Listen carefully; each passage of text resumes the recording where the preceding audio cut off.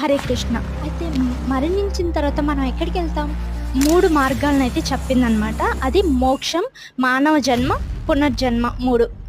మోక్షమైనా ఉంటది, లేదా మానవ జన్మిస్తాడు, లేదా పునర్జన్మ. మోక్షం అంటే ఏంటంటే, ఎవరైతే భగవంతుడిని ధ్యానం చేస్తూ జీవిస్తారో, మరణ సమయంలో శ్రీకృష్ణుడిని స్మరిస్తూ ఉంటారో, వారి మోక్షాన్ని పొందుతారు. ఇకపై వాళ్ళకి జన్మ, మరణ చక్రంలోకి తిరిగి రావాల్సిన అవసరం ఉండదు. మానవ జన్మ ఎవరైతే సత్కర్మలు చేస్తూ జీవిస్తారో వారికి తిరిగి మానవ జన్మ పొందుతారు. ఆ జన్మలో వారు మరింత మంచి పనులు చేసే అవకాశం ఉంటుంది. చెడు కర్మల ద్వారా మన మరణాన్ని పునర్జన్మల చక్రంలో పడతాయన్నమాట. కొన్ని సందర్భాల్లో మనుషులుగా కాకుండా ఇతర ప్రాణుల్లో కూడా పుట్టవచ్చు అనేది. మరణం తర్వాత ఎలా మనల్ని సపరేషన్ చేస్తారు అనేది మన కర్మల ఆధారంగా ఇప్పుడు మీకు అర్థమైంది అనుకుంటున్నాను. హరే